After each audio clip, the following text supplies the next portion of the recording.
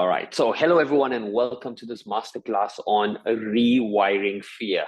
I've got a beautiful presentation for you. I'm going to be talking you through the neuroscience of what happens in the brain. I hope you have some pen and paper close by because I'm going to ask you some questions. We're going to work through a few aspects that help you find clarity.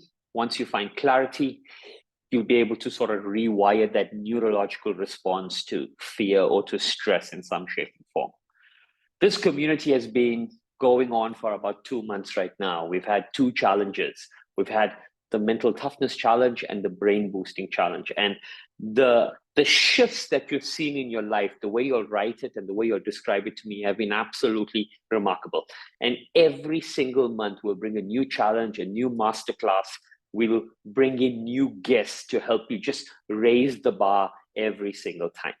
But I want to tell you that remember, the motto of the locker room is that consistency is the breakfast of champions. It would be virtually impossible for you to maintain consistency with every single thing that we try, with every single thing that I do. But the secret is that even if you pick one thing, just one thing, and you do it every single day, you will find that you will achieve a level of mastery that's going to project you into an absolutely different stratosphere of growth. So I'm very, very excited to welcome you to this beautiful masterclass.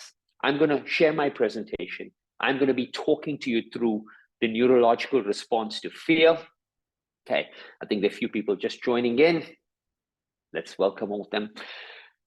I'm going to be talking to you through what happens in the brain. It's a very, very, very interesting presentation that I put to you. But at the end of it, I'm going to be giving you a few techniques that you got to do every single day. And we're going to do some of them live on this call here that are going to help you to rewire your mindset towards fear. Because every single thing that happens in our brain can be predicted. There's a pattern. Once we understand the pattern, we can rewire the pattern and reset that pattern. Now, most of us are here because we recognize that emotion of fear. We recognize it. We know what it is. So some people, if I ask them what it is, they would recognize the paralysis of action, feeling stuck in some shape or form. Some of you would recognize the symptoms, sweaty palms, maybe butterflies in your tummy, a sense of nervousness, all sorts of these physiological changes that are happening in there. Everything that you recognize that's related to fear and stress is absolutely true. The first thing is acknowledging it.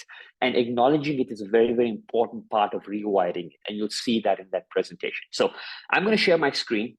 I want you to please take as much notes as you can because this is going to be very, very important. Okay, the masterclass is rewiring the fear of failure. Okay. So the first thing that I'm going to talk to you about is the human brain. We need to understand this because when we understand the human brain and how it functions, we'll understand how to rewire and reset every single thing. Now, the human brain has two bean-like structures. They look like a bean and they're about the size of a bean. One is called the amygdala. The other is called the prefrontal cortex. And these two are very, very important aspects in our human brain. The amygdala is something that we call, in neuroscience term, we say it's the brain's alarm system. And it is highly, highly emotional driven. When the amygdala is working and firing, your brain is only looking for threats in the ecosystem. It kickstarts you and it moves you into survival mode. Sometimes you may freeze in your actions. Sometimes you'll have irrational responses.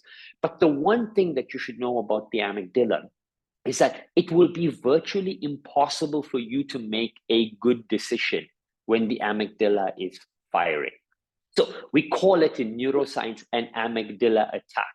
So when the brain is feeling fear and when the brain is feeling stressed, the amygdala starts to swell up.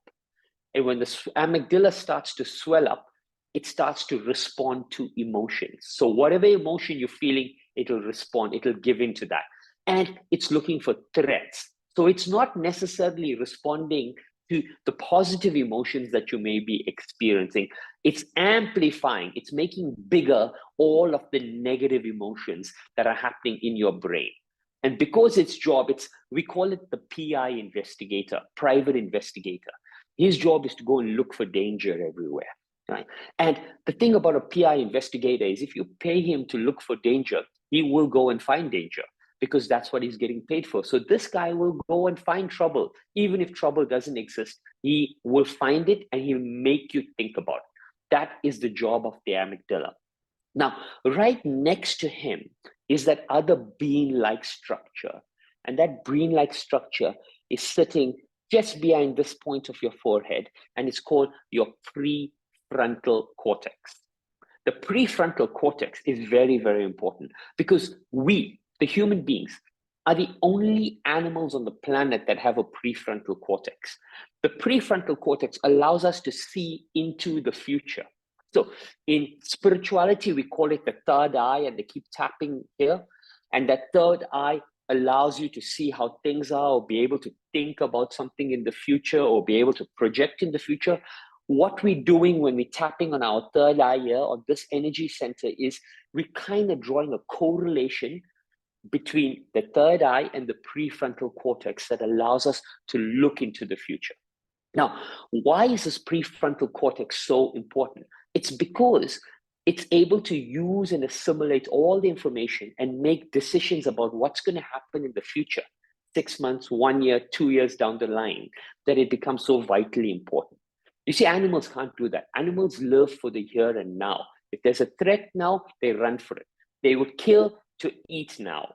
And their biological interactions depend only on what's happening in the here and now. But we have the ability to see how an impact or an action right now is going to have an effect later on, which is why we put money in the bank or we invest in this stock, because our prefrontal cortex is able to link depositing this investment here today to safety in the future. This is why we're the only mammals that can do it. Now, that prefrontal cortex is very important because it's able to keep emotion aside, and it's able to focus and make good, rational decisions. Okay. Makes good decisions. This is the most important thing. It's able to assimilate all of the information around you to make a good, concrete decision. So these are the two elements of the brain. And I'm not going to confuse us between the different aspects of the cerebellum and the different aspects of the brain. These are the two areas we're going to focus on, because fear is the ability to switch the amygdala off and the prefrontal cortex on. If we switch the amygdala off and we switch on the prefrontal cortex, fear starts to reduce in the body. And that's what we're going to learn today. Okay. Now, let's go one level deeper, right? What happens when the amygdala is firing? Because what you learn through this workshop is that recognition, awareness is critical for everything. So how do you know when your amygdala is a little swollen or is firing, means blood is rushing to that area of your brain? How do you know it? Well, the first thing is internal focus. What does that mean? Internal focus means you see yourself at the center of every problem. You blame yourself for everything. Okay, you pull everything. So for example, beautiful example, very simple example I'll give you. Let's assume you're going into a meeting, right? And you get stuck in the lift, or you get stuck at a traffic light driving in the building. You go to the bottom of the building and you look at your watch. Oh my God, it's 3 p.m. The meeting starts at 3. And then you furiously start hitting the button on the elevator, hoping that it comes faster. Your rational brain knows that no matter how many times you hit it, the lift's not going to come down any quicker, but you keep going that. Why? Because your amygdala is now getting swollen. It's now perceiving a threat, and it's making you feel that you're the only one in this situation. So you start rushing. Then you look at your watch, 3:01, and you're looking, should I take the stairs? Should I take the lift? There could be an old lady next to you who's on crutches, or a little child. Your brain doesn't see anything, pushes them aside, maybe kicks the child on the way, tries to get into the lift quickly. Then your luck, the lift, you going to the 10th floor, the lift stops on the 3rd floor and the 5th floor and the 7th floor and the 9th floor before you get to the 10th, and you're sweating and it's 3:03 and 3:04 and you think, oh my God, I'm late. This is crazy. And everything is about you and you being late. This is your amygdala working. Then what happens? You run out of the lift, you run into the meeting room, and you go in there and you realize 4 other people are late and the meeting hasn't started. And all of a sudden, relaxed. What happens there? The amygdala focuses only on you. The prefrontal cortex looks externally, globally. So the prefrontal cortex can able to say, hey, listen, I may be late, but someone else may also be late. I may be late, but it's not my fault that I'm late because so many other things have happened. The amygdala doesn't allow you to pull the lens back on it. So fear becomes bigger than it actually is when the amygdala is working. This is why it's so important for us to know. The second thing is it's very specific to you. It thinks that makes you feel that you are the only one in that situation. So when you are feeling fear, most of you recognize this. It's impossible for you to think that, hey, listen, others may be experiencing the same thing. Fear makes you feel you're the only one. This is why, think back to when the pandemic started and when you went to the supermarket and there was nothing there. And some people stocked up all of the toilet paper and all of the bread and all of the rice that was in there. They bought it all because they felt that I am going to be struggling. They didn't for a moment think that, hey, listen, someone else may also need this, because they put themselves at the center of a crisis and they thought, if I don't do this, I am not going to survive. So the amygdala puts you at the center and it amplifies the threat of survival. Okay. Once it amplifies the threat of survival, you have an inability to think outside of your world. The third thing is it amplifies everything that is negative. It's always making you think you're not going to have enough. It's always going to make you think that you are that the worst case situation. We call it catastrophize. You always think of the worst case situation that's going to happen. You aren't able to give yourself the benefit of the doubt at all. Okay, so any situation that's going on, you think the worst, and you have no ability to even give yourself the benefit of the doubt.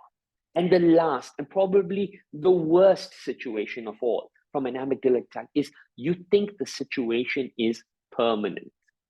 You think that the state that I am in, that state of anxiety, that state of fear, this trouble that I am in, whether it's financial, whether it's emotional, it's going to be there for the rest of my life. And what's the best example of permanency with an amygdala attack is your husband, your wife, your boyfriend, your girlfriend leaves you. And in that moment, you think, I am doomed for the rest of my life. For the rest of my life, I'm going to be feeling as miserable as I am in this one moment here. That is an amygdala attack. 1 month later, you're busy partying, you found someone else, you're moving on, right? You've completely put that situation aside. But in that moment, you thought this is going to last forever. That's what the amygdala does. The amygdala makes the negative emotion in that present moment feel like it's going to last forever. Now, as you can see, as I've described this, you now start to understand why when an amygdala is fighting, it's the worst thing for you, for your growth, for the health of your relationships, for your investment choices, even for being a good parent. It is absolutely terrible because you're only looking at the here and now. You can't even look beyond your nose. It's terrible.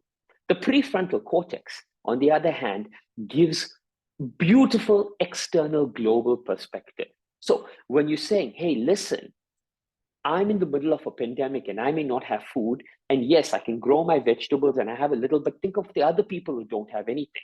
You are able to say, okay, fine, I'm feeling like this right now, but how is the other person also feeling? Like, I broke up, I was in a bad relationship, maybe something happened and I'm feeling pain, but I'm also able to recognize that that person must also be feeling some pain in some shape and form. Or I am late for a meeting, but others may also be late for that meeting. Or if the stock market's crashed and I've lost a couple thousand rupees or a couple of lakhs because the stock market's crashed, there are many other people who are in the same situation.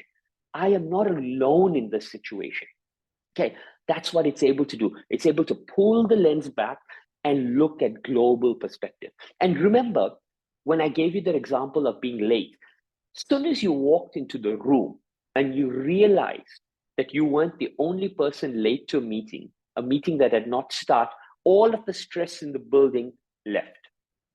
Your nervous system completely relaxed. Isn't that correct?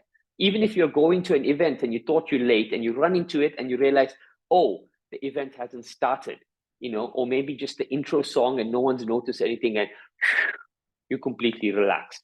That's what the prefrontal cortex does, is it gets rid of cortisol from the body so the nervous system can relax. The second thing is it's able to see the positive, the silver lining in every single situation. So even when you're going through something negative, you're able to say, okay, this is not happening to me, it's happening for me. This negative situation has come into my life to teach me something, to prepare me for something bigger. It's there to help me move to that next phase of my life. You're able to see things from that point of view. And the most important is the Buddhas say this very, very beautifully. This too shall pass. It's a mantra for life. When you're going through anything, I would strongly recommend you use this. You say to yourself, this too shall pass. It's a Buddhist saying, very, very powerful. It means that everything in life is in a state of impermanence, right? Whether you are full, whether you are hungry, whether you're in love, whether you are sad, whether you're rich, whether you're poor, whether you're famous, whether no one, everything is in a state of permanence. Everything is flowing like waves. It will have peak positives and peak negatives, but we'll get through everything. This too shall pass. This is one of the most beautiful things of the prefrontal cortex. It's able to tell you, just be patient. It's not going to feel like this forever, which fear doesn't allow you to do in any shape and form. Okay. So now what we all understand is we understand the two areas of our brain, the amygdala that's driving that fear, and we understand the prefrontal cortex that's switching it off. Okay. Now, what's the beautiful thing about it is that how you switch one off and one on is hardwired into our physiology. Now, whilst this may be sounding like a neuroscience and a psychological talk, I'm going to make it very, very easy for you in a short while. So just stick with me. The inhalation component of your breath, so breathing in, stimulates the amygdala. It creates an alertness. Now, think of this. When you're in trouble, see, the amygdala creates fear, creates stress. When you're scared, what is the thing? What is our primal survival need? Is to either fight or to run. For both of those, you need energy. For both of those, you need oxygen. So when you inhale, you stimulate the sympathetic nervous system that fires up that amygdala. It dilates all of your blood. So more blood's going to your muscles, more light is coming into your eyes. It's dilating your pupils, and you're getting ready to fight or you're getting ready to run. That's the inhalation component. This is why when you're having a panic attack, if anyone's had a panic attack, you'll find your breathing is shallow and inhalations are quick. That's how you're breathing. Rapid, fast. You're trying to take as much air in as possible because your body is feeling threatened. And when it's threatened, it needs to fight or run. So it's trying to prepare you for those two by bringing in as much oxygen into your system as possible. So the inhalation stimulates the prefrontal, it stimulates the sympathetic nervous system and the amygdala. The exhalation component, it stimulates something called the parasympathetic nervous system, which is your rest, your recovery, your digestion. It calms the brain down. It gets cortisol, it gets stress to disappear from the brain. This is why people tell you to meditate. What is meditation? Meditation is conscious slowing down of the body, slowing down of the breath, slowing down of everything. Because when you slow everything down, you'll breathe slower, you'll exhale longer, the body will calm down and relax. So an exhalation, okay, is the easiest way to switch the amygdala off and the prefrontal cortex on. The quickest. It switches off. You just, when you're feeling stressed, if you just sit down in the corner for 1 minute and just go, and you do that 3 times, you'll feel much calmer and you'll be able to reassess the situation. The problem is when you're stressed, you won't remember to do that. And we're going to address that problem right now. But before we get to that, I want you to stay with me. Understand that the inhalation is stimulating the aspect of the brain that's driving fear. So when it's stimulating it, and in a fear response, you will be breathing in a lot more. And for you to get rid of any fear, anxiety, you need to slow down. And the fastest way to slow anything down is with your breath, to focus on long, slow exhalation. So one little thing that you can do, and maybe I'll share it on our group, is I will create a little screensaver that you can put on your, to remind you to just breathe long and slow, exhale long and slow, so that if you look at it, they say we look at our phone 150 times minimum a day. So if you look at that message 150 times in a day, in the space of 1 week to 10 days, your brain will remember that exhalation is linked to calming down, to slowing down. Okay. Now, what we're going to go into next is we're going to try to look at where fear resides in our brain. Now, this is where it gets interesting. Many of us came into this workshop because we recognize that symbol, that emotion of fear. But what is fear and where does fear reside and what is fear doing to us? So the mind can only go. So we transition from the brain, which was pure neuroscience, to the mind, where we're talking a little bit more philosophy and a little bit more theory. The mind can only rest in one of 2 places. It can rest in the past, or it can rest in the future. The past or the future. Now, when it's resting in one of these 2 places, it can also be in one of 2 things, thinking about something either positive, or it can be thinking about something negative. Now, people who joined and recognizing that feeling of fear, you must understand that fear is a negative emotion. The mind has not gone to a future positive or to a past positive. So I'm going to break it down for you. If the mind goes to a past positive, you won't be scared. You'll be overconfident. You'll go into everything thinking, I got this under control. I got this under, like a lot of my athletes, I'm going to win. I'm going to win. Overconfidence is good, but it's good up to the moment an event starts. And from the time the moment starts, you need to be neutralized and in the center. You need to be present, because if anything changes, you need to be able to manipulate your way through those changes. If you, in the future and in your positive, you tend to premeditate. Premeditate means you think of, this is exactly how I'm going to do this. So think of this, future positive. You got a stressful situation. I want to go in and I want to ask for a raise from my boss. You're like, you work yourself up. You've got all your reasons stacked up there, you know, and this happens so many times where you said, you know, in your mind, you worked it out. I need a raise because I'm getting paid less than market. I'm doing so much. I'm working here. I've worked so many weekends. I am doing all sorts of things. I am, you know, coming first to work, last one to leave. I've done this. I've been here 10 years. You created a long list.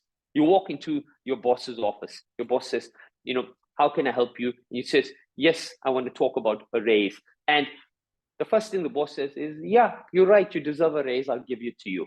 But in your mind, you've gone through this. And even though you've got the answer you wanted to, you will explain why you still need the raise. Why? Because you've premeditated the positive in the future. You've thought about how this is going to go on, and you stick to that narrative, unable to see anything changing in there. So being in the center is very, very critical. The past negative is what's called a paralysis of action. You're scared. If something failed in the past, you're scared to even try again, right? Because you've had a past failure, you're scared to try again. That's past negative, when your brain is going there and only thinking about that. And then the past negative is linked to the future negative. Sometimes it's linked and sometimes it's not. But the fear of failure is linked to an event that still has to happen. Okay. And your brain is thinking about the negative outcomes of something that has not yet happened. That is fear of failure. So fear of failure is sitting in the front. Okay. Now, recognize that. So if there's a fear of failure present in you, the first thing you should know, the event has not happened, which means the probability of changing the outcome still exists. Okay. When fear of failure is present, remember, the outcome can still be changed. That's the most important thing that you need to realize. It's not in the past. Anything in the future can still be changed. So fear of failure, I can still change the outcome. Right? So if you can still change the outcome, the question is, what do I need to do to change it? Well, what we need to do is we're going to go through the 3 R's and then I'm going to break it down. So for you to eradicate and arrest fear, there are 3 R's that we talk about. The first R is recognition. How do you recognize that your body is feeling fear in the first place? What are the signs? What are the symptoms? So the physiological symptoms are maybe you start sweating a lot. Maybe you get a little nervous. Maybe your forehead gets completely wet. Maybe your heart starts racing. You can go and Google and download all of the physiological symptoms around fear and stress, and you'll get a whole list. Use that. Now, that list is just a guide.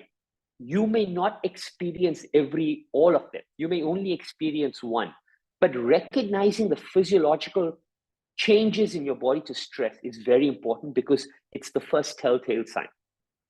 The second, which is cognitive, is how you feel about that event. That event makes you nervous, and when you start thinking about what's making you nervous, you'll see you're thinking about the outcome of it. So there are 2. There's a physiological response and there's a cognitive response, a mental response to it. Right? You need to recognize both. Recognizing it. Because if you don't recognize it, we can't switch it off. And I'm going to come to how you switch it off just now. So first is recognition. The second R is resilience. Resilience means I'm going to talk to you just now about a few interventions that are very, very powerful. I use these, I lecture a lot of these at our Stanford Lead program as well. They work. I use them with a lot of my professional athletes as well. So resilience is realizing that I can change. I can switch the amygdala off. I can switch the prefrontal cortex on. I can change the outcome. I can diminish that impact of stress.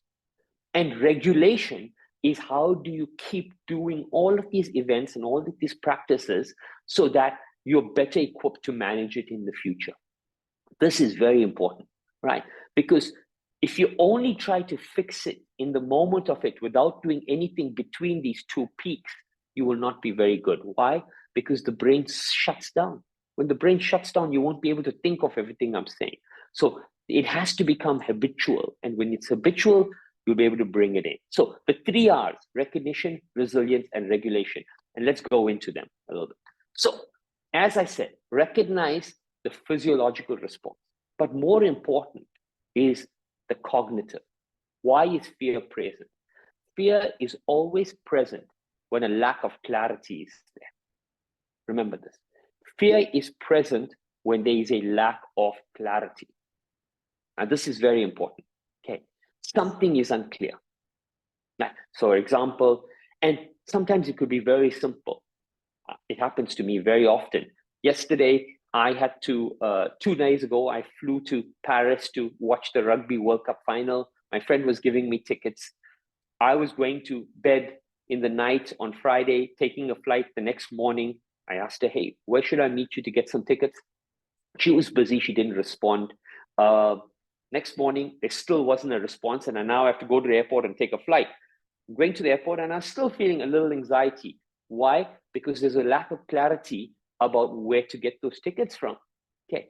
This one was very simple. It was one message and it was all gone, but there was a lack of clarity. So a lack of clarity about anything in the future will bring this emotion of fear in place. Now, what you need to know, okay, this is very important. Clarity can come from asking these questions. What do I need to do? Writing it down. What can give you clarity? Okay. When can give you clarity? You can find clarity of thought by answering, when do I need to do this? Not just what, but when do I need to do it? The third one is, how do I need to do it? So what do I need to do? When do I need to do it? How do I need to do it? Is also very important in finding clarity. Then the fourth one is, where do I need to do it? Am I doing it online? Am I doing it in a physical place? Am I doing it all of that? Now, these four are the most easiest ones to answer because they're generally information you can get very, very quickly. Very, very quickly. Okay. Now, the reason why I've written why 5 times is because I call it the 5 whys to clarity. This is critical for eliminating fear. Critical. So let me give an example. So I asked you, if someone asked you, why did you join the tribe inside the locker room? Okay. You may say, I heard Shayamal speaking and I think he can help me grow my business. Great. Second why. Why do you want to grow your business? You say, I want to grow my business because it will allow me to get a little bit extra income in. So, okay, great. Why do you want extra income? I want extra income because I came from a really disadvantaged background. I saw what it was like. I have 2 children. I don't want them to go through the same life that I have. Or I want extra income because I want to have more time to do the things I really like. Okay, why do you want to do things that you really like? I want to do things that I really like because I want to spend that time with my kids. Okay, why do you want to spend more time with the kids? Because the most important thing to me is family. How did we get to the most important thing is family? We asked why 5 times. Now, why is this important? Because you need clarity at every single level. Okay. If you answered only the first why did I join the locker room? Because I want to grow my business. Your business will grow. But that doesn't necessarily mean you will be happy, right? It's the 5th why that brings in happiness. It's the first why that brings in achievement. The first why and the second whys are achievements. Whys number 3, 4, and 5 is fulfillment. Now, when you understand the 5 whys is critically important because the first why, I want to grow my business. The first sign of trouble, the first sign of friction, the first sign of any trouble that you get, you'll stop. You'll change your business. Things are not going. Maybe you're selling a product, 1 or 2 bad months. I think I should switch, right?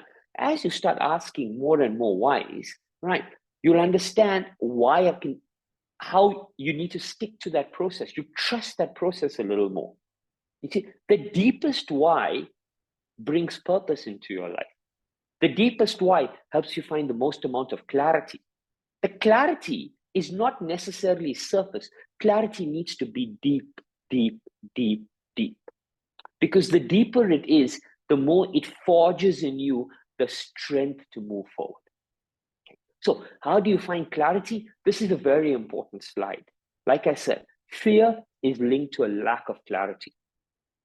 How do we find clarity? We ask these questions. What do I need to do? And you create a list. Sometimes the what could have 20 things, and then you have to decide. We'll go through a different workshop with how you make a list from 5 to 2. We'll do a different workshop on how you simplify. But the first one, write everything down with what? I want to grow my business. Okay, what do I need to do? I need to do 1 million workshops. I need to do 1 million webinars. I need to go and see so many clients. Okay, you create everything. We'll simplify that later on. When do you need to do it? In the locker room, we say the message is important. The timing of the message is even more important. The when. Okay. For example, if you go and you're trying to sell pens, if you were trying to sell pens at the Rugby World Cup, the probability of a lot of sales would have been very, very low. If I sent you to sell pens at Herbalife Extravaganza, the chances of being going up would have been great. Why? Because everyone needed a pen to write something down. So the what, the when is very, very critical. The how, write it all down. The where, write it all down. But then after you got that low-hanging fruit, the 5 whys is essential, absolutely essential. Okay, is everyone with me up to now? Everyone with me? Yeah, give me, where is my emotions? Give me a thumbs up. Let me know that everyone is following. Please, in the chat box, let me know how you guys are doing. Nikhil, what the third R, Jasmine, is regulation. And I will put this entire presentation with this video up on the platform for everyone. Okay, superb. Let's move forward. We're now going to move to how we reframe and rewire fear. It's called the IRR technique. I is to interrupt fear. Interrupt means recognize it. It's the first R, the recognition. The R is to relax, to use the exhalation component to stimulate the prefrontal cortex. And the R, super, super important, is to reframe. Reframe, switch it around. Switch the negative thought to positive thought. And I'm going to teach you how to do all of that right now. So this is the most powerful part and the most powerful section of this entire presentation.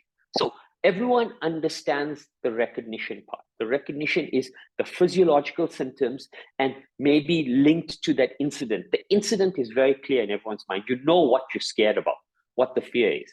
You're able to recognize the physiological response, but also remember and link that event to the outcome that you're struggling to process. Very often, with just simple things like practice, right, a lot of that fear around that outcome will also diminish. So remember, that's called transference. The more you practice something, the more the fear comes down. Let's go a little bit into relaxation. Okay, now we're going to go into a little bit of a practical aspect of this workshop. What I want us all to do is just sit upright, okay? And for the next few minutes, even I'm going to have my eyes closed. Okay, I want you to just breathe in, 2, 3, out, 2, 3, 4, 5, 6, 7, 8. If you need to breathe out for 6 seconds, if you can only manage that, go with that. But just stay with me. Let's go in, 2, 3, out, 2, 3, 4, 5, 6. In, 2, 3, out, 2, 3, 4, 5, 6, 7, 8. In, 2, 3, out, 2, 3, 4, 5, 6, 7, 8. In, 2, 3, out, 2, 3, 4, 5, 6, 7, 8. Okay, so we did 5 breaths.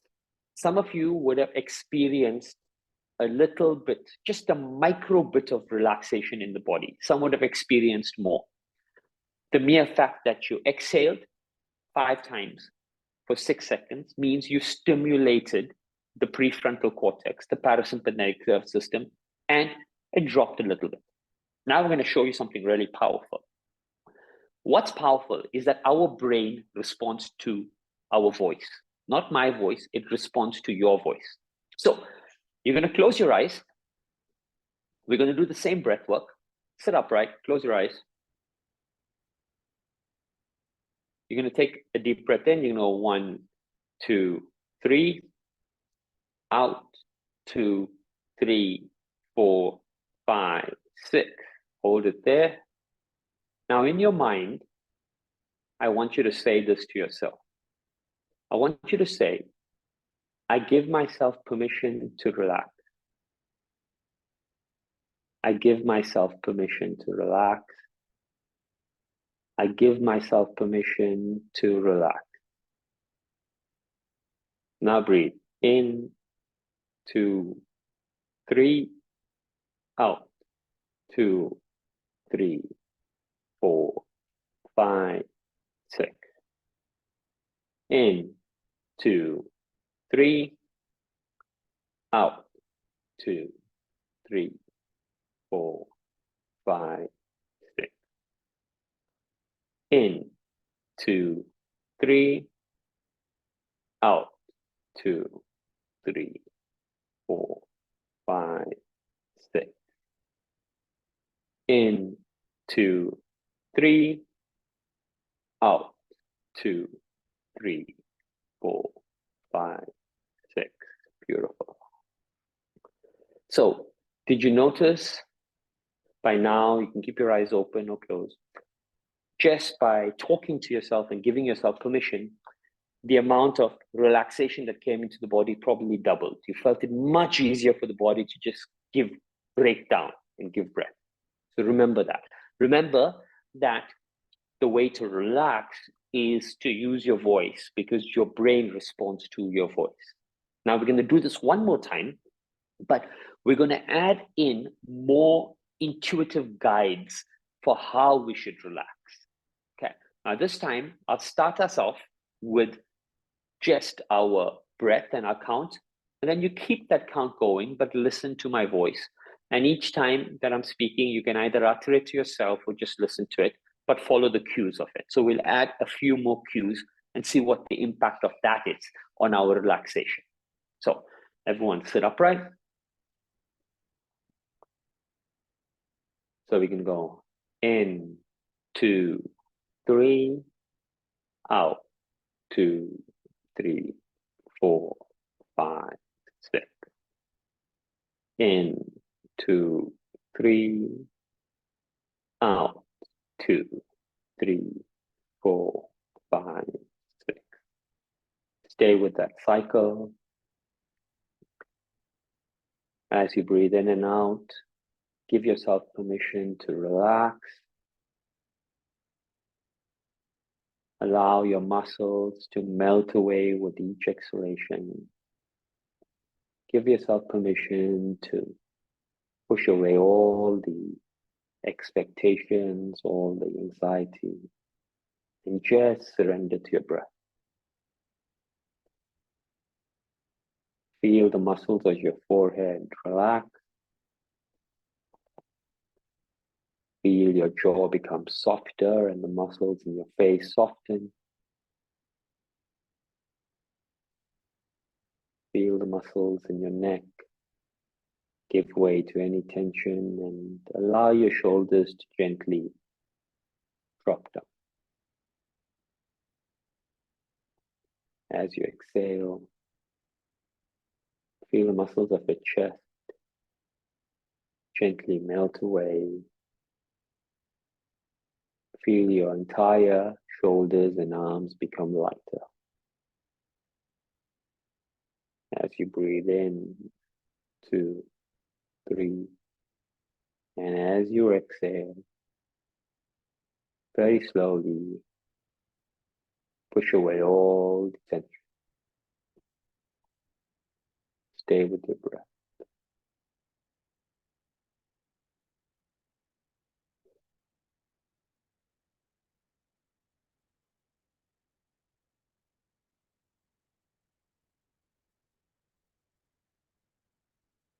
One more breath in, 2, 3, and out. 2, 3, 4, 5.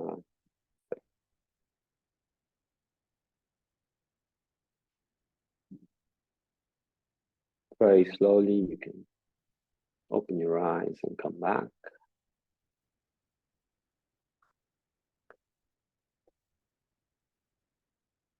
And you would notice that when you add certain intuitive guides, the level of relaxation is even deeper and deeper. So in each of these exercises, we did 5 breaths of 6 seconds. The first time, the amount of relaxation was on the surface. When we add just the voice cue, it dropped a little lower. When we guide the brain to help the body relax very, very intuitively, the level of relaxation is even deeper and deeper and deeper. So you experience that. Now, I'm going to show you some magic. This is really, really magical. Okay. This is called a micro break, just taking 1 minute to use your physiology to exhale, to completely get the body to relax. And it's a very important part of getting rid of fear. Now, I want every one of you to do this. I want you don't close your eyes now. I want you to, as you breathe in, 2, 3, when you breathe out, I want you to snap your finger. So when you start the 6 seconds of breathing out, I want you to just snap your finger like that. Okay. So you do it with me. So let's go. 1, 2, 3, out. 2, 3, 4, 5, 6.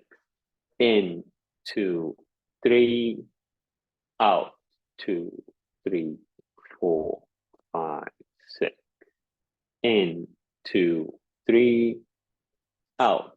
2, 3, 4, 5, 6. In, 2, 3, out. 2, 3, 4, 5, 6. In, 2, 3, out. 2, 3, 4, 5, 6.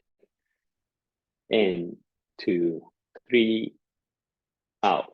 2, 3, 4, 5, 6. Okay, everyone open your eyes.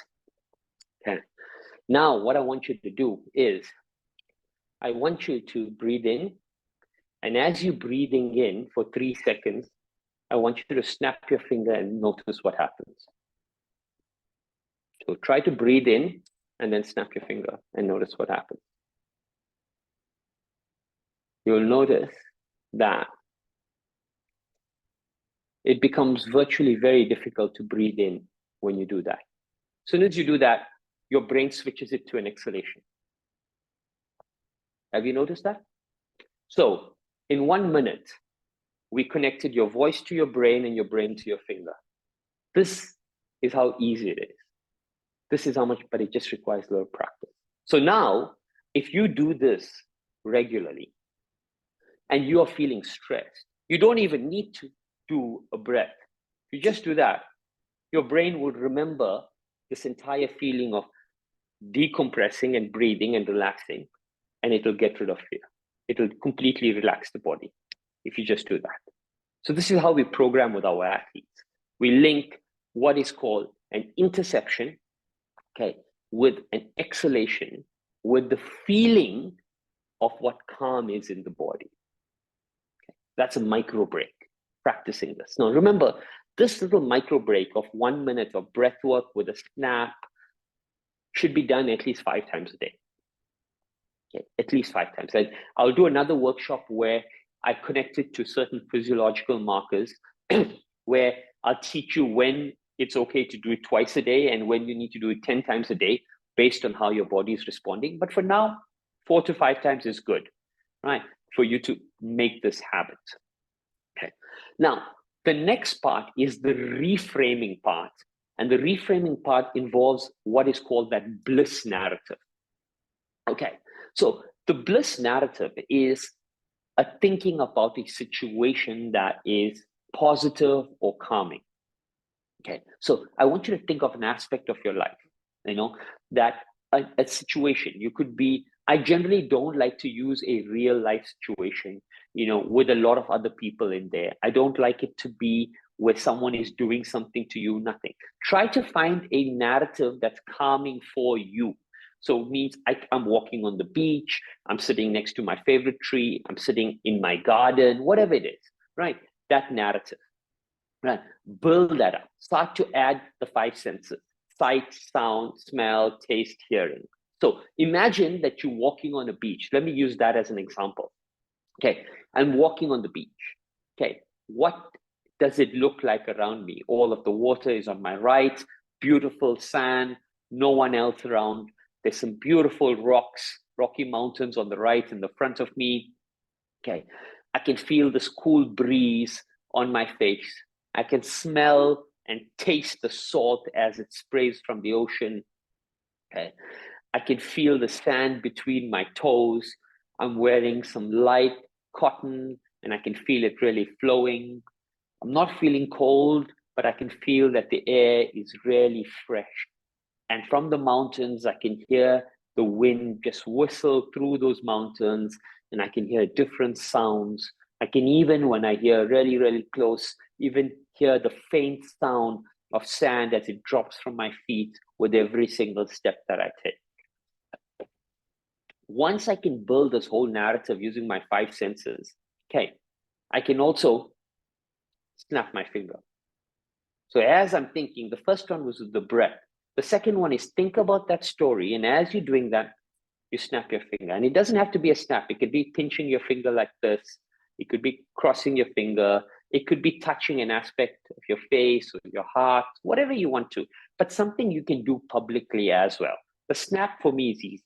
So as I think about that bliss narrative, I keep thinking about this. So at least 5 times a day, I think about this narrative and I keep adding as much information as possible to it. And I keep snapping my finger, snapping my finger. And just like how I connected the snap to the exhalation, I connect the snap to this narrative, which means that if you practice this long enough, right, what happens is the brain associates that gesture with that state of calm that's associated with that story, which brings us to the third aspect, which is the reframing aspect. Because fear is what? Fear is a negative emotion, and we need to switch it to a positive emotion. Okay. So once you want to reframe, when you recognize that negative emotion, either through the physiology or the story, you're able to connect either the breath, either the narrative, or a simple click like this. And just when you're feeling negative and you're feeling overcome by fear, sometimes when you practice a lot, just doing this here, right, completely switches the mind to think about something calming and something positive. So this is how we intercept, relax, and how we reframe and rewire fear. Okay, now this is the most important thing. Very, very important. We always say this. This is my mantra. Positive action trumps positive thinking. Okay, you've heard me say this many, many times. Positive action trumps positive thinking. Now, what you need to know is that when you are overcome by fear, okay, if you intercept and reframe, you have a window of 60 minutes. In that 60 minutes, we have to do some action that's positive. Okay, you have to act towards that outcome that you want to. You have to shift it in some shape and form. Okay, because if you don't do some positive action, the brain will default to that negative thought once again. Okay, so remember this. The reframe of fear has to be followed by a positive action towards that. And the more you start doing that, this window starts to increase and increase and increase. Because what? You see, fear is a psychological state. What are we also reprogramming? Let me give it to you in a different example, right? Let's assume you had a partner in business, or you had a partner in a relationship who, for whatever reason, the trust was broken, right? Maybe, they didn't behave in a way, they weren't loyal, whatever it is, the trust was broken, okay? Now that trust needs to be fixed, okay? Now that person keeps telling you over and over and over again, I won't do this again. I won't do this again. Please trust me. I won't do this again. Won't do this again. And in your mind, you're hearing these words, but really and truly, you're looking for action, isn't it?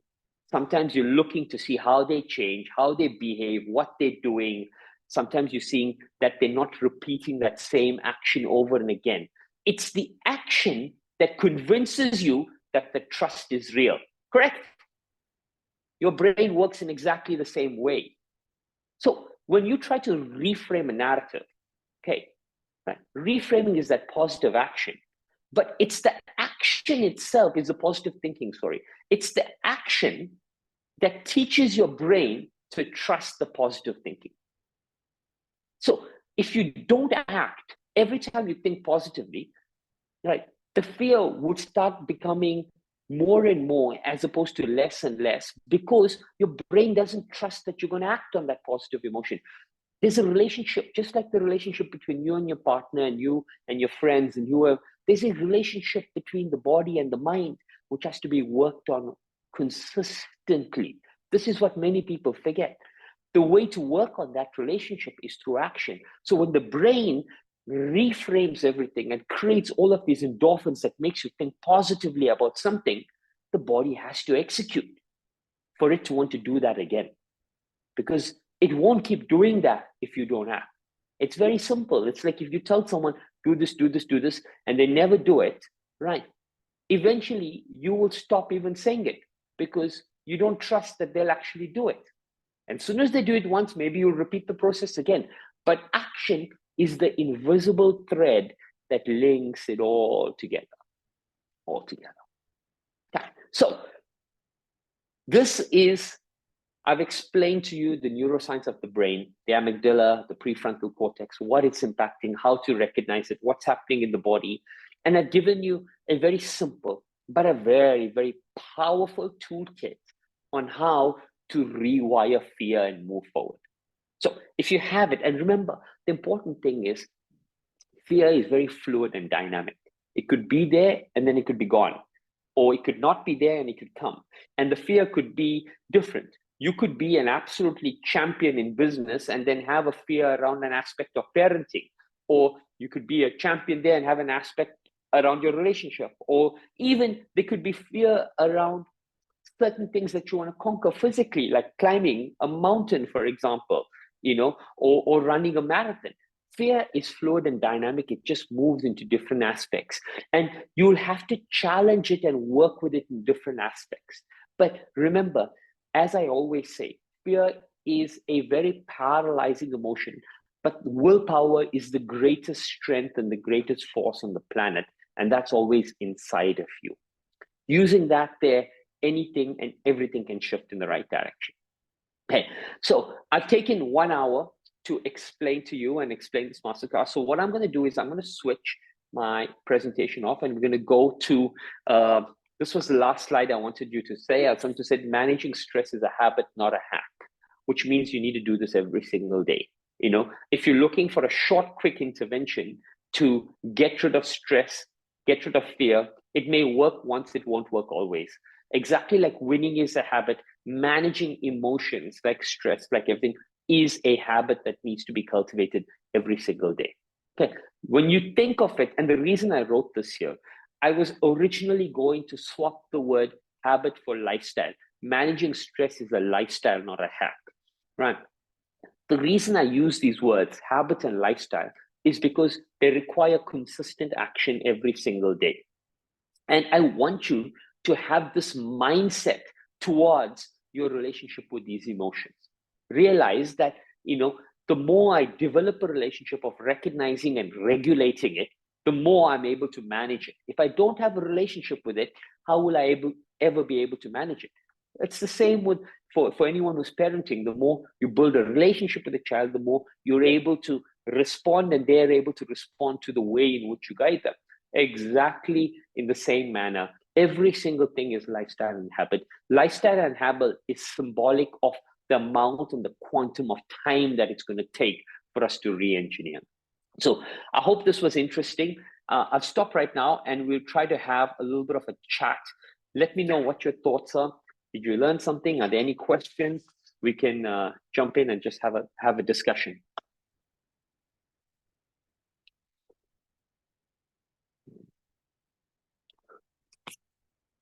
Okay.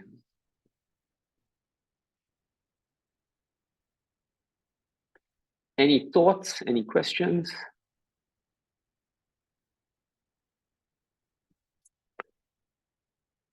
Rima, hi. Jasmine, hey, come. Hi, Rima. Hi, Shayamal sir. How you doing? So, I more or less understood everything what you've explained. Am I audible? Yes, you are. Yeah. Am I audible? Okay. So now, the whole thing I recognized as a physical fear.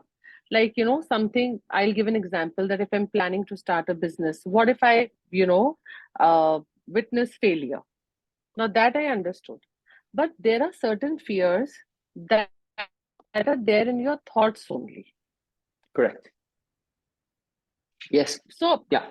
like a physical fear, I understood, that's more a rational fear. But, the fear in your thoughts, say, losing your loved one or succumbing to some disease, how do you that is an irrational fear. Like it does not exist, and it might not happen.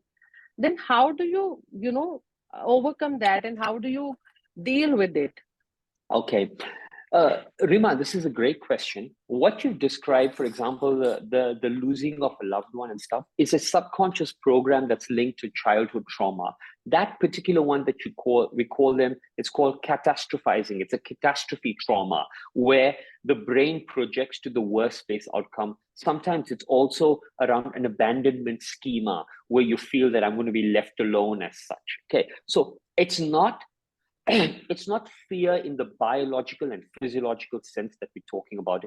It's a deep subconscious trauma and schema that's based in there. Okay. Now, what I've recognized and realized with schemas is a little different, is that they need to be communicated in the ecosystem in which they are prevalent.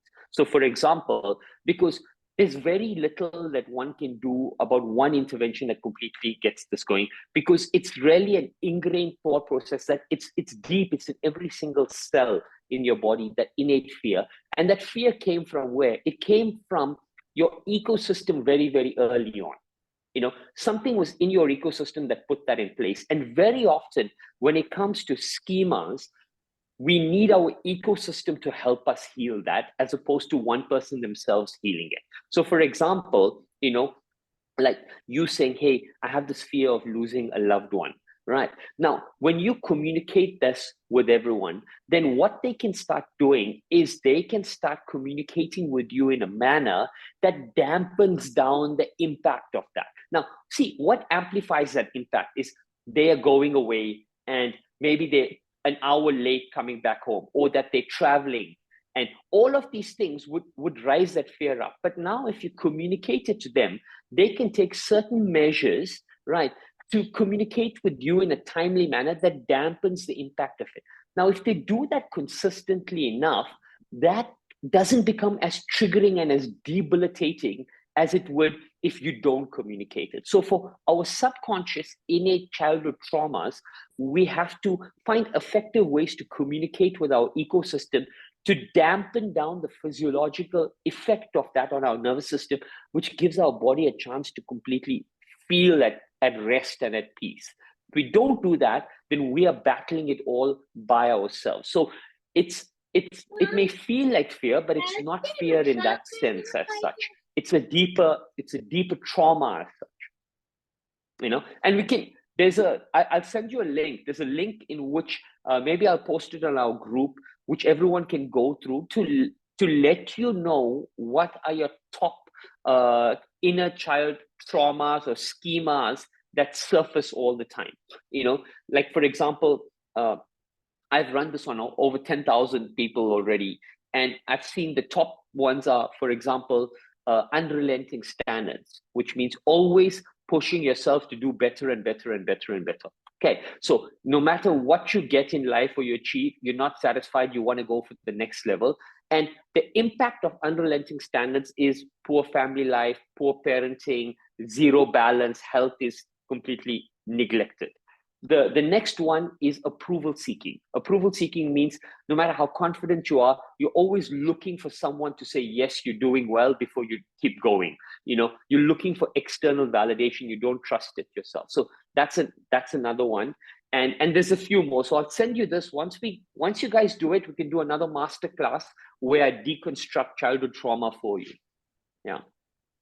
Okay. Yeah. Can I say something, Shayamal sir, add to it? Sure. Yeah. So, like irrespective of whatever, how much confidence you have, and you're going right. But somewhere, down the line and somewhere below the surface, that recognition and that appreciation from people who are in front of you or people who are around you, whether it is a friend or a family or your children or your parents, it somehow, gives you that satisfaction, which alone, knowing that you are confident does not give. It has happened Yeah. with me, irrespective of, whatever I'm doing, and I know I'm right. But when my Yeah. family or my peer or my friends, they start recognizing it and they start, Correct. acknowledging it and appreciating it and complimenting me, that is when I feel the real success. Correct. Like Correct. I'm No, not I able to feel understand. that And Rima, success. the, yeah, Yeah, you're 100% right. And just for everyone, just on that one schema that I spoke of, approval seeking, the difference is that, as Rima gave a beautiful example, getting the appreciation of family, people, and people that love her. The person who is paralyzed by approval seeking looks for it from anybody, even a person who they've just met at a coffee shop. They have an inability to distinguish who they should be seeking approval from and everyone else, that it becomes a blanket. Anyone meets them anywhere, and then they open to manipulation a lot. That's the difference with that particular thing, is that they seek approval from even people that are unjustified, and as a result they become really emotionally hamstrung by them, and they feel hurt because those people they don't really care, they're not really invested in them. So you're right, in one sense you're saying, getting the approval of people you love is very, very important. It gives you some sort of validation and comfort, and we all need that. That is actually the stability, the security, the nurturing, and love that are the four key emotions that every child and every human being needs as such. So that feeds that particular need. But the approval seeking from any random person is actually it's actually a childhood schema that's come in. Okay, Jasmine, jump in.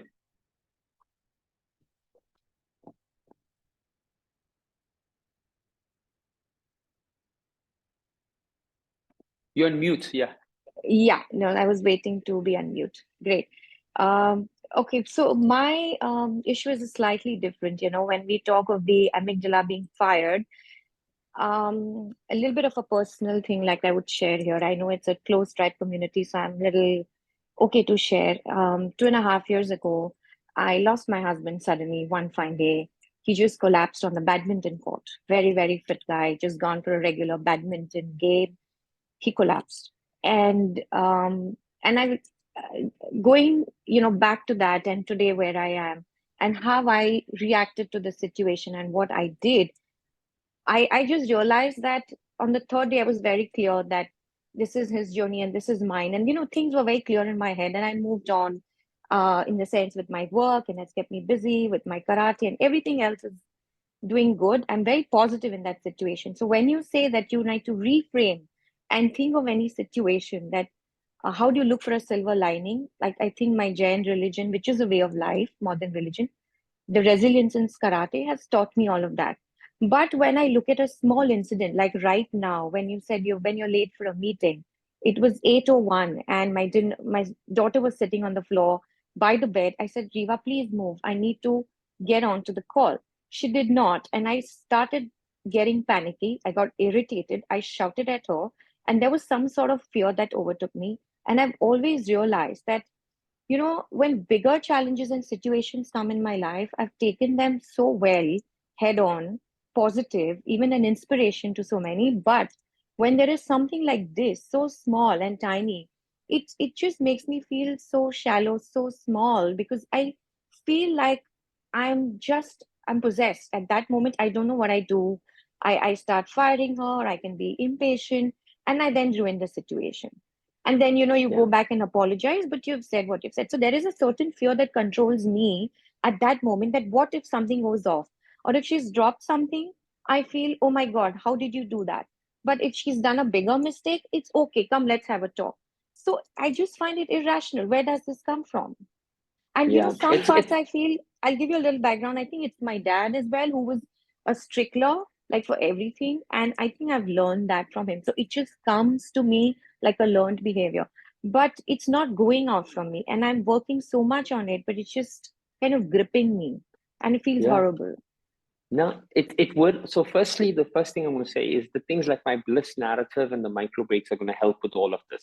So I want you to bring this in this workshop, but I'll have to do it a separate time. I don't know how many of us track our physiology and we track our sleep or we track our thing. There's a variable called heart rate variability. See, what we need to understand is when are we more susceptible to react like this? It's not every day. It's not every situation.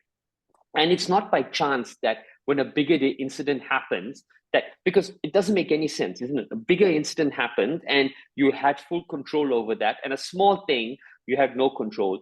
So it's not as simple as on the surface, oh, I don't know how. There's a very physiological reason to it, because there are lots of variables that have drawn on your cognitive ability and also on the fact that your body may have had certain chronic stress, chronic fatigue, not slept well, which makes you more susceptible to even the slightest triggers. This is why I started this workshop by talking about this. So how do you prevent all of this? So the way to prevent everything, and now that Jasmine so nicely shared all of this, I was going to tell you that the next challenge that I wanted us to bring into is it's called an Own Your Day challenge. And all it is about owning the first 15 minutes of every day. That's it, nothing else for the rest of the day. And the 15 minutes is very easy. It's the first 5 minutes, we do a breathing and a micro break. And then all we're doing is we're just going for either a brisk walk, but we're starting our day with gratitude by really thinking positively about it. And what this practice does is it raises your heart rate variability, which makes you completely susceptible to any stressful trigger in the day. So the days when you're able to respond positively to a bigger incident is because what's happened is you've either had fewer incidences trigger you in the day, either at work or at home. You've probably had a better night's rest. You probably had less workload on there. You probably didn't travel. You may have eaten well. There've been multiple things that conserved your energy and raised your emotional and cognitive resilience, which means that you had more to deal with that. On days when even the slightest thing triggers you, you may have had a busy day, you may have done with a lot of calls, you may have had a poor night's sleep, maybe even skipped a meal, a lot of things that came, that each thing drew a little. And that one thing, which could have been a simple thing, like even, not even finishing something or leaving the plate, was the straw that broke the camel's back. So the first thing I want to say is don't do yourself a disservice by judging everything on the basis of one incident. We are not one instant. We are not one emotion. We are a byproduct of everything. And as we're going to pull that lens back, right, I'm going to teach you to look at everything. And when you look at everything else falls in place beautifully. You're able to become more resilient to managing all of this here, right? But there's a reason why these things are happening, and what's also interesting is that, some instances when like I told you, when there's a fear of something in front of us, an incident in front, it's a lot more difficult to manage than the fear of an incident that's past, because the brain can deal with an outcome. It's when the outcome's uncertain that we paralyze. So remember that's the thing. So sometimes the bigger incidents that what you do, maybe you broke that, your brain already, it's broken, what can I do?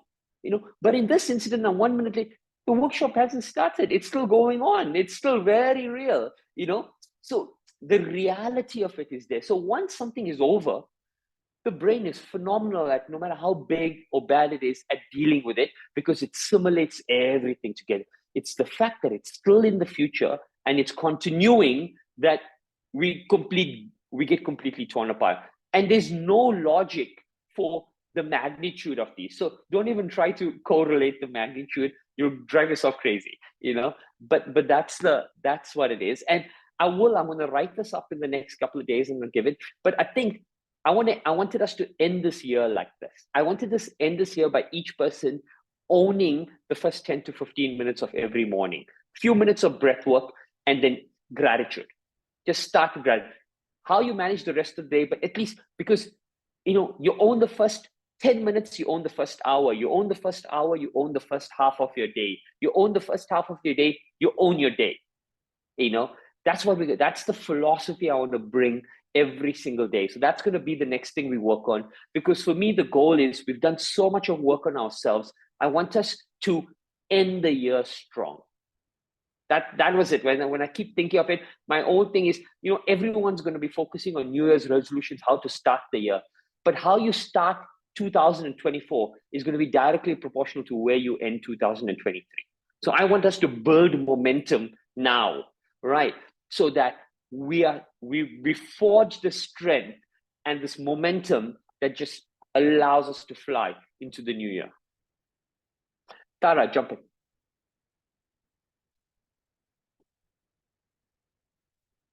Hi, can you hear me?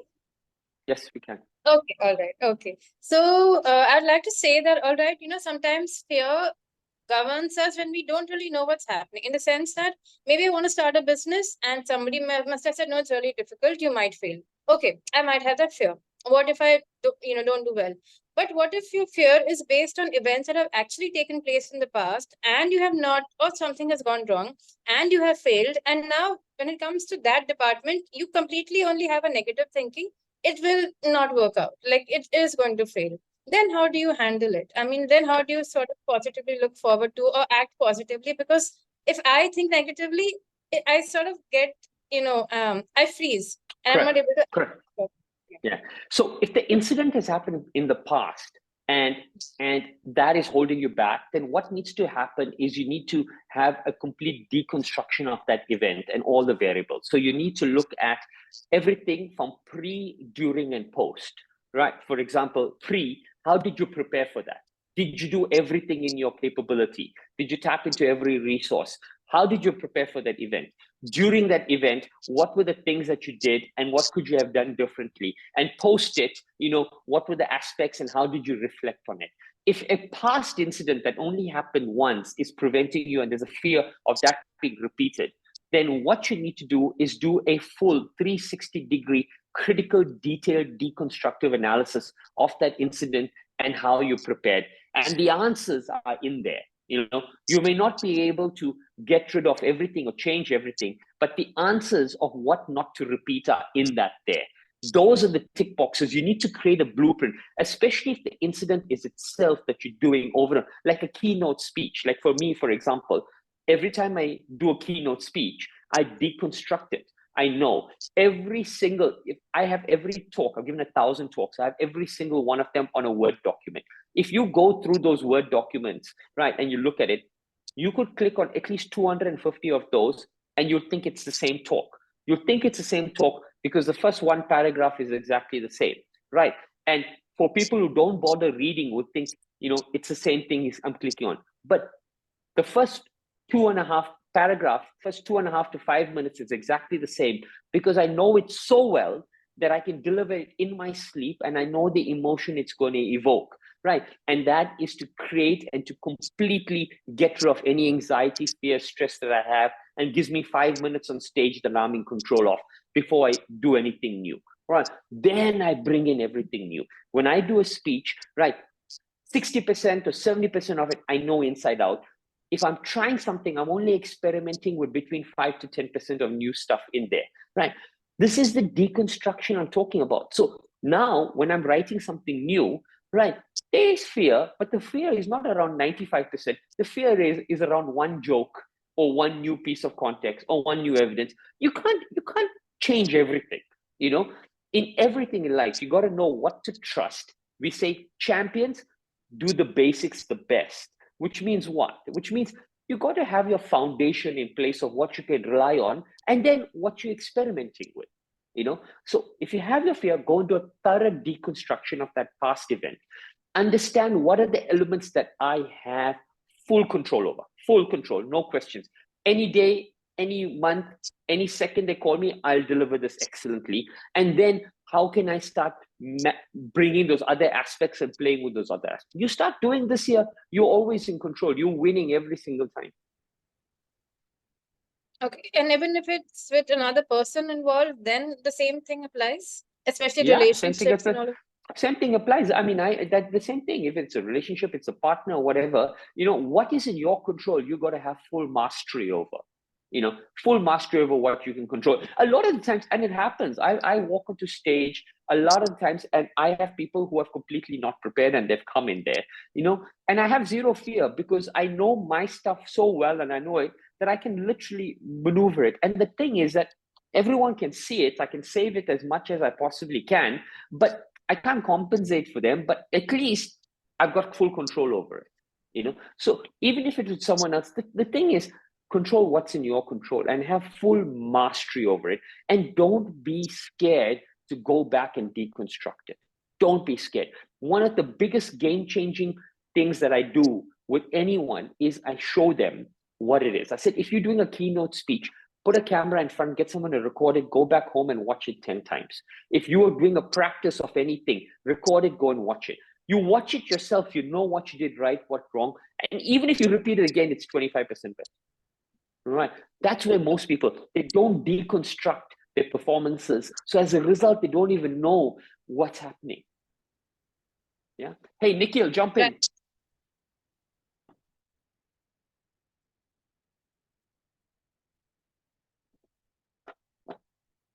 Hey, hi, Shayamal. Are you able to hear me?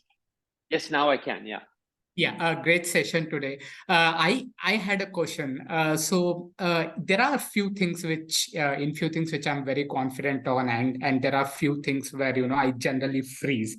I don't take a step forward, even if I take some 10 steps forward. The final step is when I stop. For example, for me, leaving my job and following my passion was very easy. Right. So I just left my job and started following my passion. It's been 2-3 years and it's been going well. But there are other fears where I freeze. And this is one of the techniques which you told us today. I will start implementing it in my daily routine. Is there anything else which I can, do?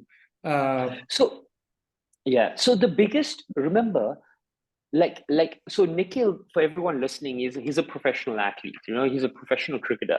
And one thing we should recognize, the difference between professional athletes and us is sometimes our fear, is cognitively paralyzing, right? But sometimes the threat to your life doesn't exist. But in the world of professional sport, that fear, if it's paralyzing, a threat to your life or being physically hurt is a very, very real outcome. You could get hurt if you don't react, or a ball could get hit at you or something like that. So recognize these two different situations.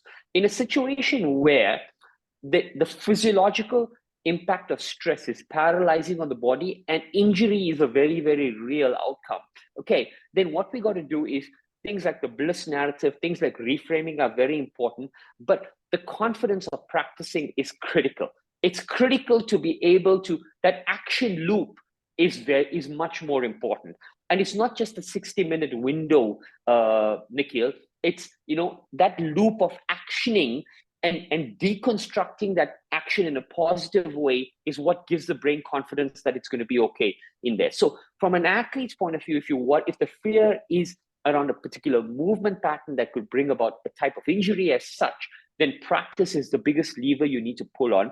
And don't put yourself in situations that are in themselves paralyzing. So for example, if I just take it's a basic example. If as a cricketer, if you're batting and someone wants to bowl bouncers at you, right? Don't go and put the machine at 160 k's an hour when there's a fear in there. Start with it at 120 where it's slow, where you're able to work out the mechanics of how to execute positively. Turn it up slowly. And once you get to the speed that you need to, and you manage and you're able to execute with precision, and even before you get there, there'll be so much of confidence with how you execute that you could dial it up and be able to execute it with that level of confidence with ease. But remember, the first thing is dampen down the neurological effect of fear on the body, which means the heart can't be racing when you go into this. The reframe helps you become calm so that the brain can process all of the variables in there. But stick with this for now, right? You don't need more tools in the toolkit. We just need to be able to repeat these tools over and over. And to anyone who needs my help, you can just drop me a message. That's my personal number on our group as well. And I can help you create that bliss narrative that you need to sort of help reframe in some shape and form. Okay. Distinction. All right. Okay, guys, it's the end of time. I think I also need to jump, and it's pretty late for you. Thank you, everyone, so much. I hope this was interesting. I hope everyone learned a little bit. And like I said, I'm at your guys' disposal and at your service. So anything you'll need, please, to everyone who spoke, Rima, Jasmine, Nikhil, everyone who jumped in, Tara, I really appreciate you sharing. And thank you so much. I'm going to work on this, how we end our day end our year with momentum. And please keep inviting people to join us in this beautiful community. It means a lot to me. I have nowhere else to share everything. So this tribe is everything I have. So thank you very much. And I'll see you guys soon. Thank you. Bye. Thank you, Shayamal. Thank you. Thank you, sir. Thank you. Bye.